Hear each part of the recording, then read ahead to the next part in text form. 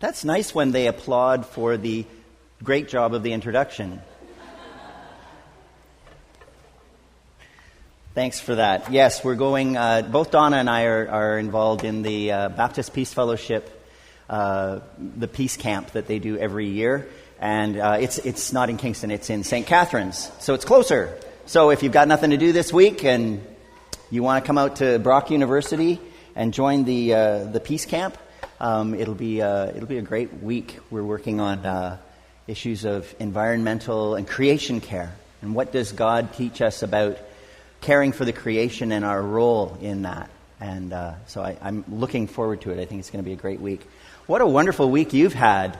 Those pictures were really, I felt really gave a kind of a flavor for the week that you'd had with the kids camp. I kind of suspected it was going to be good. I didn't know how to dress today. Last week everybody was wearing shorts, and I got up this morning planning on dressing down and being real casual, and then it was really cold, and I thought, my legs are going to be cold, and so I put on long pants, and I got here, and now it's just muggy. People didn't know who I was, last week? I don't know. I mean, I heard that the week after I did Palm Sunday, where we threw the money up in the air, that the first 3 rows were packed the next week. Nathaniel said people wore wide-brimmed hats. Yeah. And then early in the service, I noticed this week that because of the audience participation piece last week, lots more people are sitting further back. There's no audience participation this week.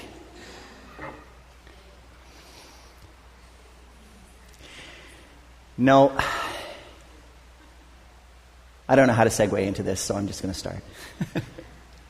We put a lot of emphasis on individuality, on autonomy, on being self-sufficient.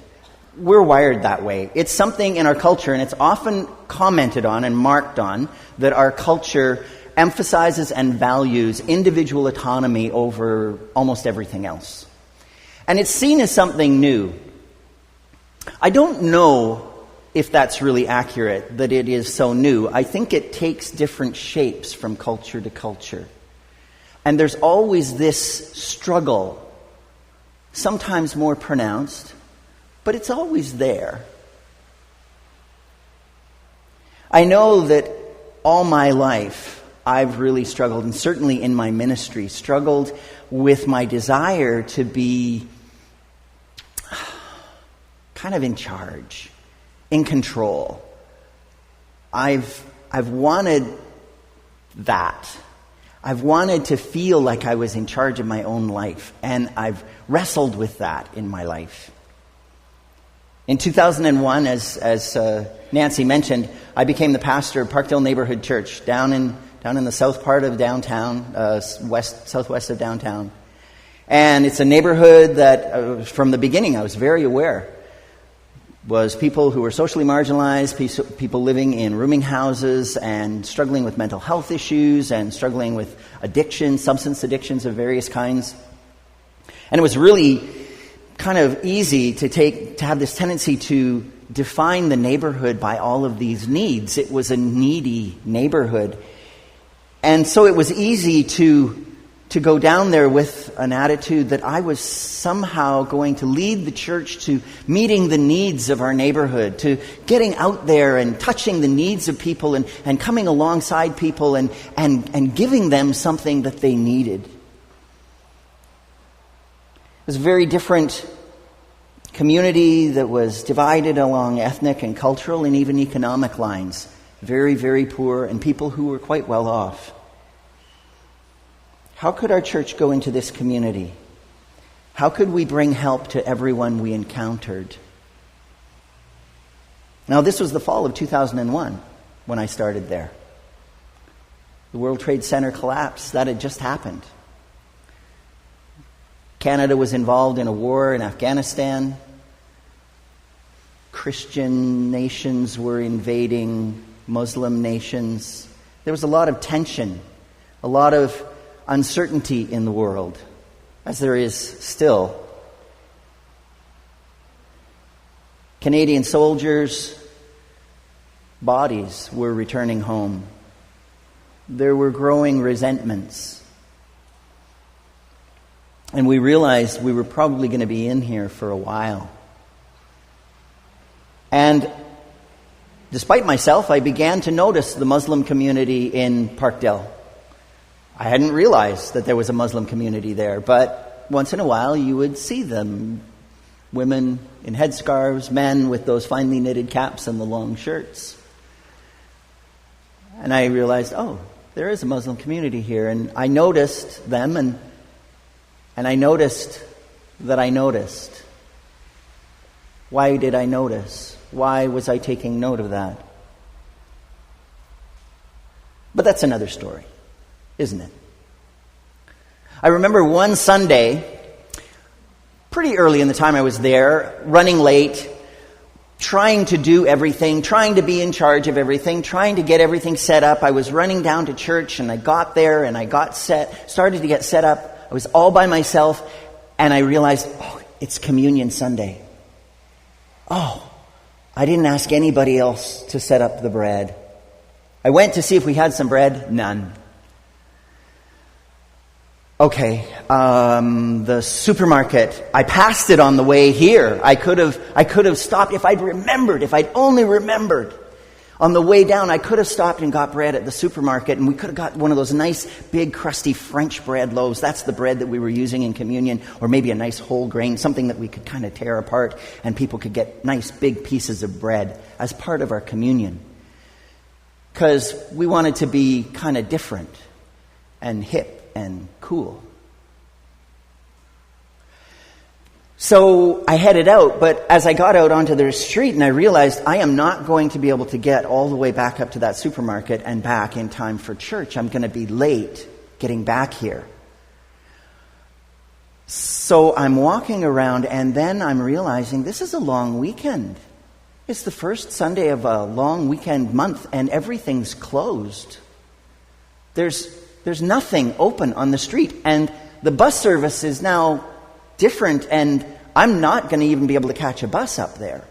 And I'm walking along the street, past all the closed stores, the hardware store, the second-hand appliance store, and all of these other places, and the divey bars that littered the street along Queen Street. And thinking, where am I going to go? There's a convenience store, but it's a few blocks up, but I might be able to go there. I walked into the store, and as I walked in, noticing for the first time the very large calendar with the pastel picture of Jesus praying in the garden. And right beside it, the Da Vinci Last Supper, day glow, fluorescent colors, and a clock in the middle of it.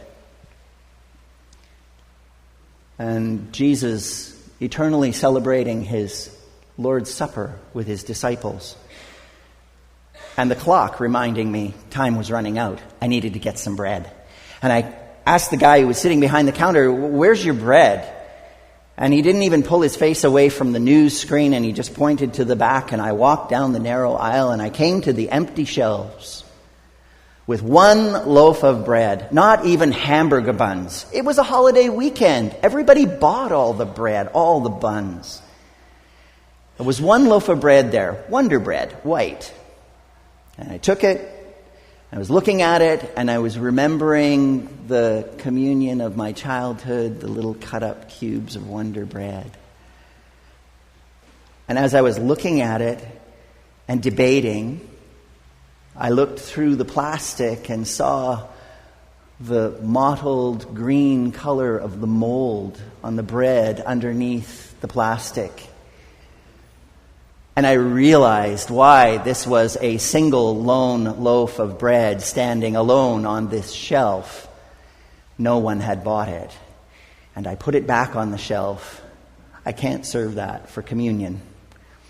And I headed back out, giving a all too cheery thank you as I left, and the guy watching me kind of suspiciously. And I walked back down the street, kind of beating myself up because I'm so unorganized.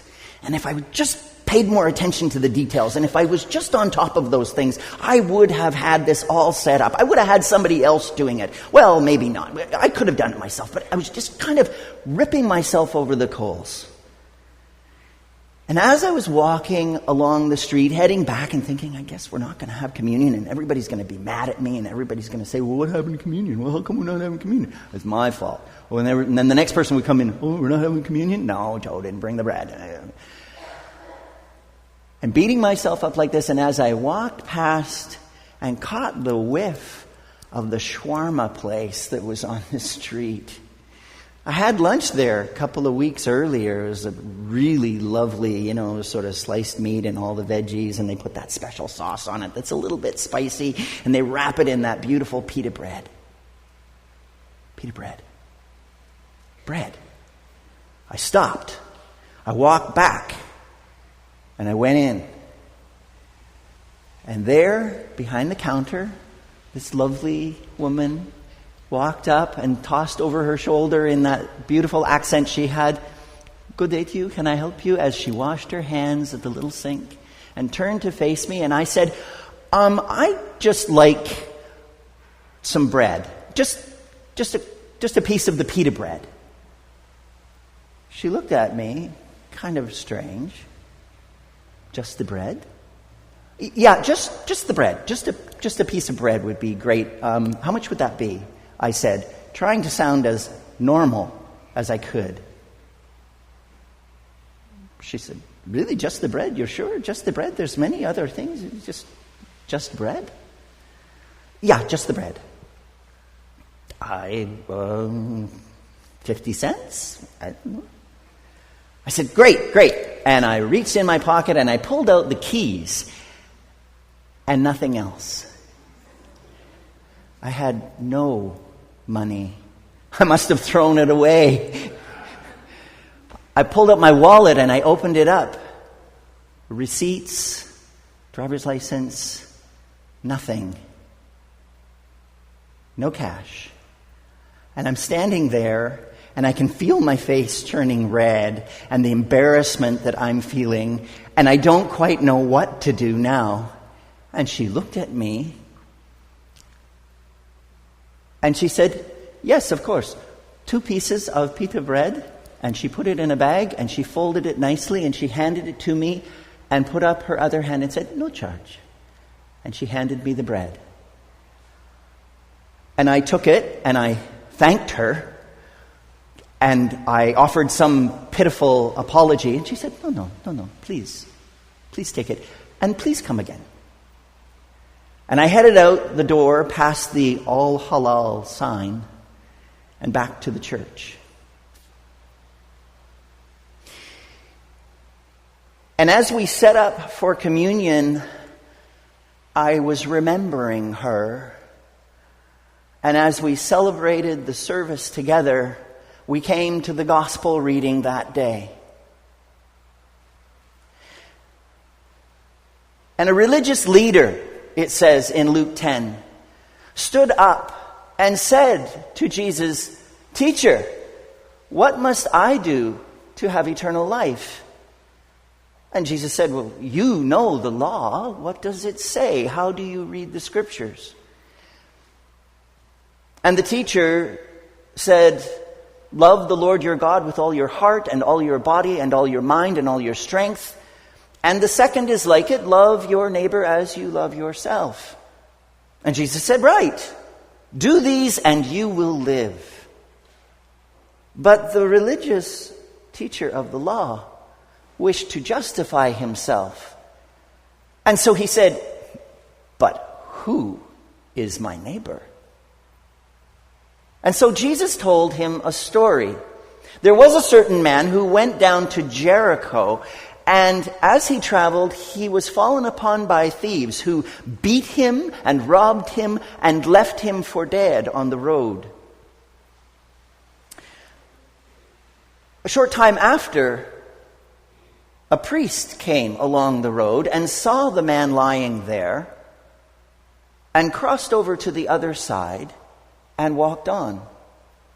Likewise, a Levite, kind of a temple assistant, like a deacon, walked along the road, and he saw the man lying on the road, and he too crossed over to the other side and passed on. But after a time, a Samaritan came along the road, and he saw the man, and he was filled with compassion. And he stopped, and he helped the man.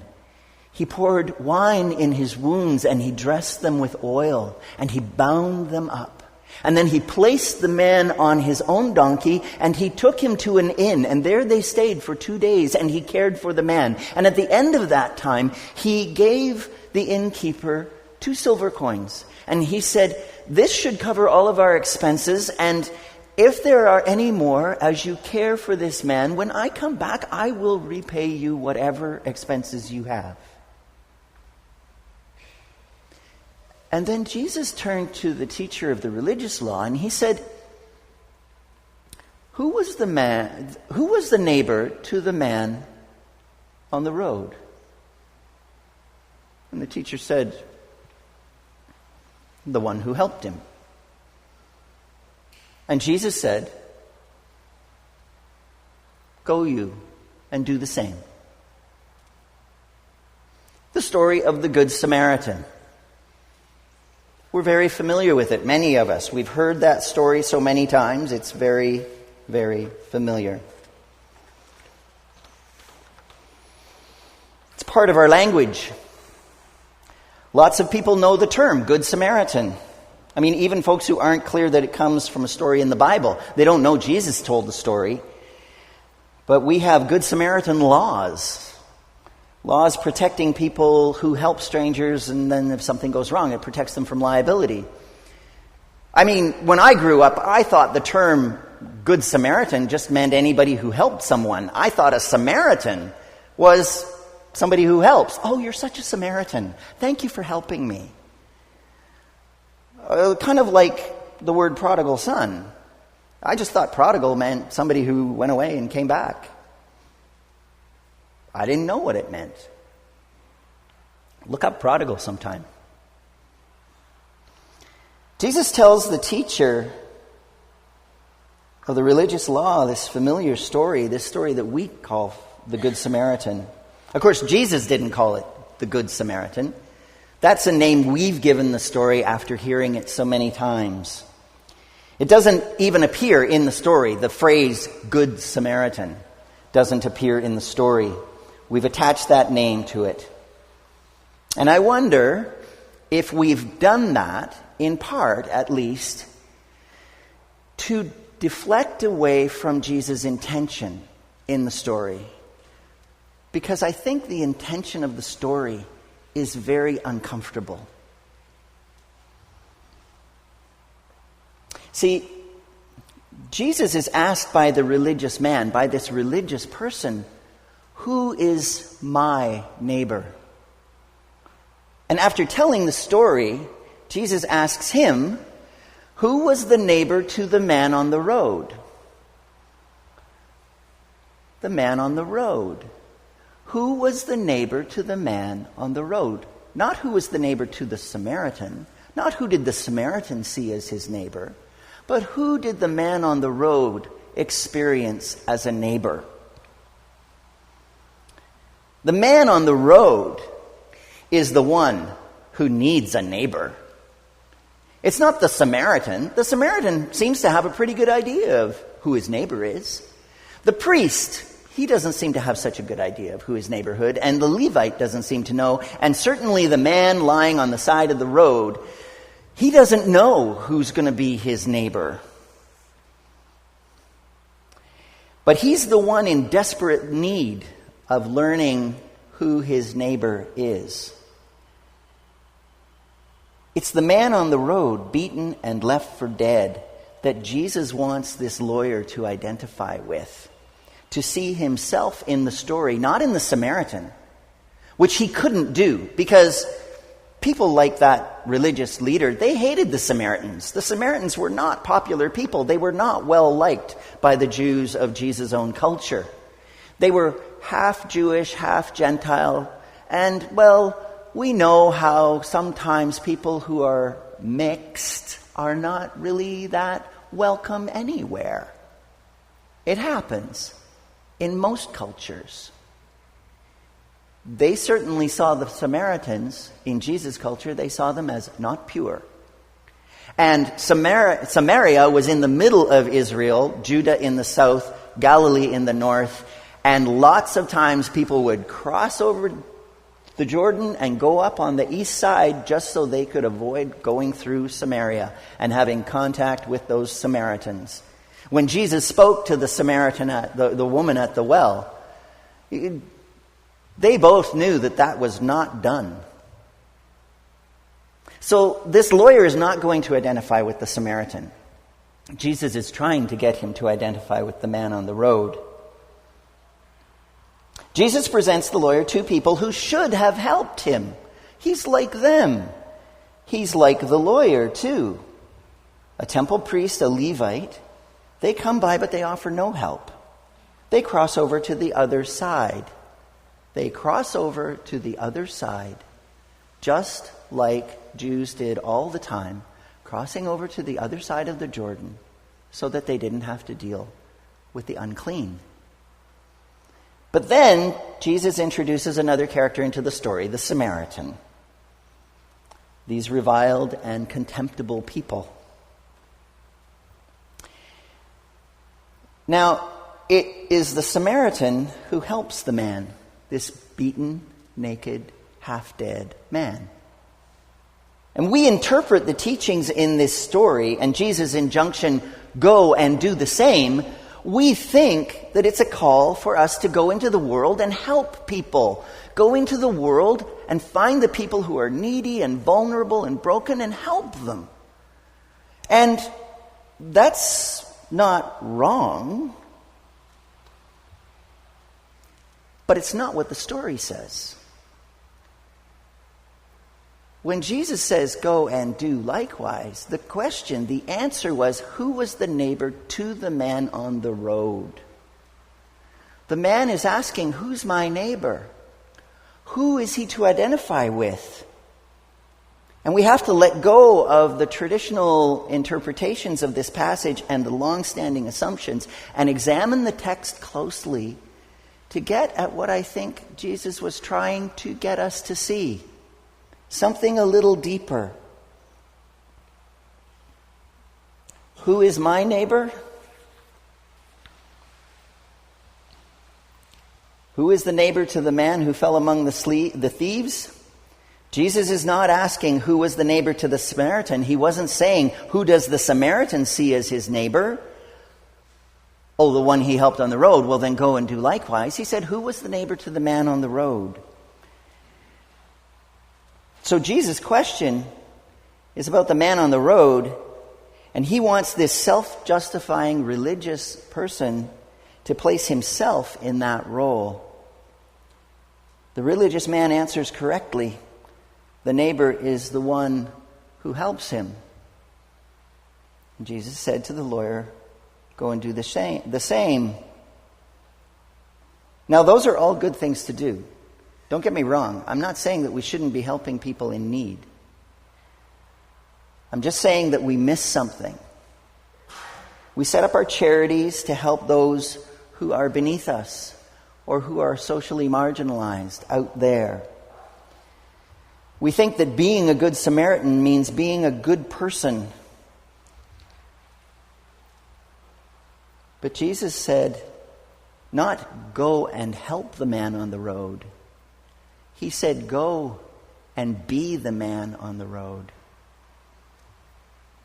Why would he say that? Why would he say something so odd? Go, you don't know who your neighbor is? Go and be like the man on the road.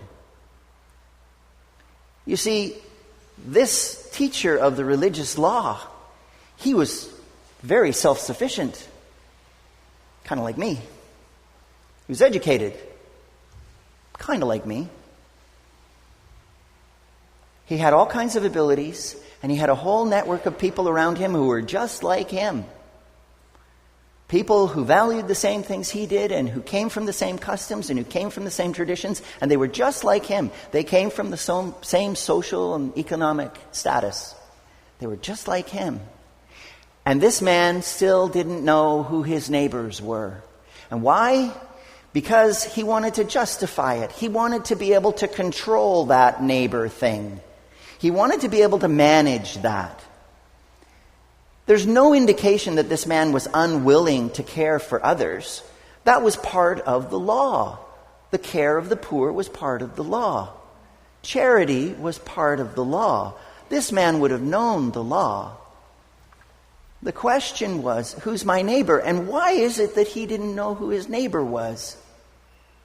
And I think Jesus is seeing underneath something that's a little deeper in this guy and in me and maybe in some of us. This guy didn't know who his neighbors were because he didn't need anybody. He didn't need anyone.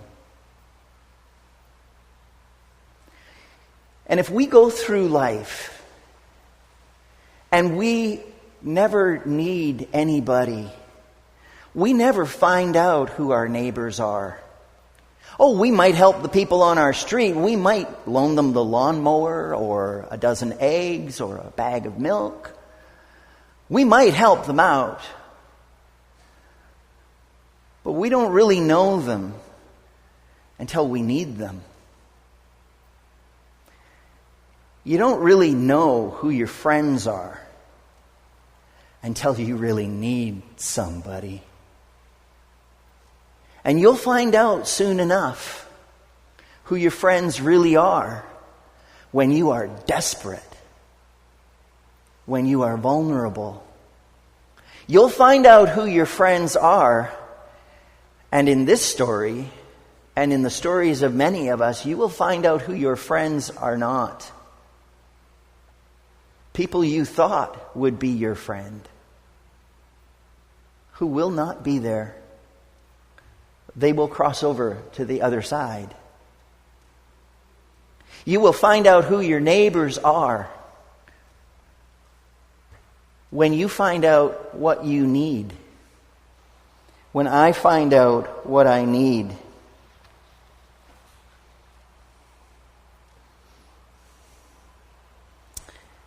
When you don't need anybody, you don't need your neighbors.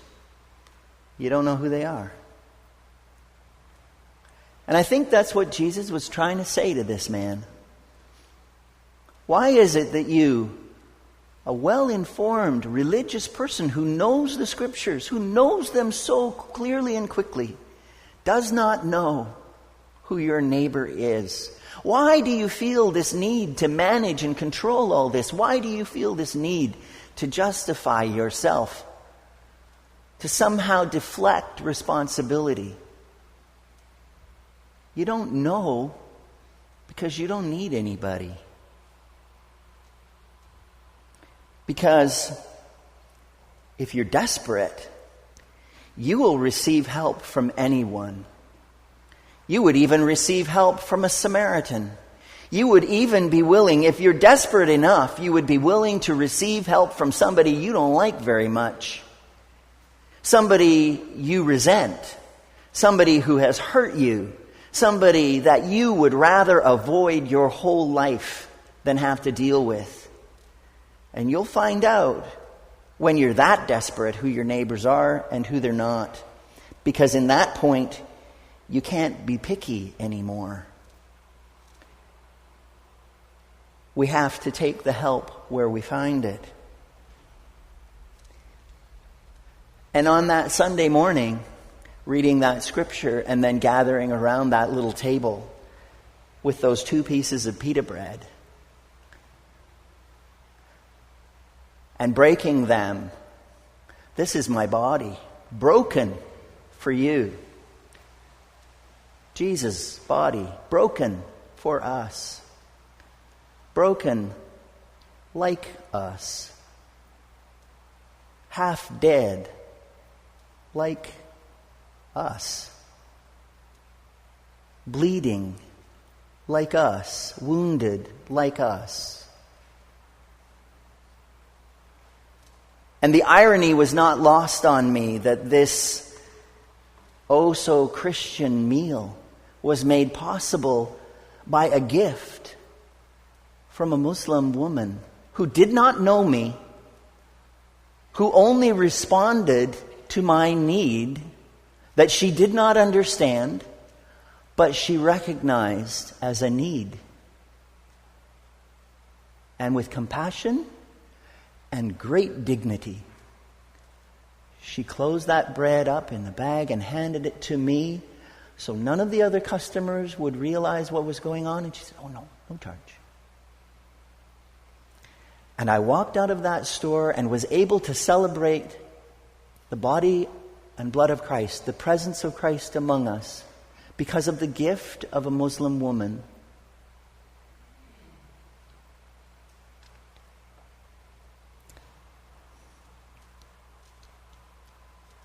She gave me for free something that I could not pay for.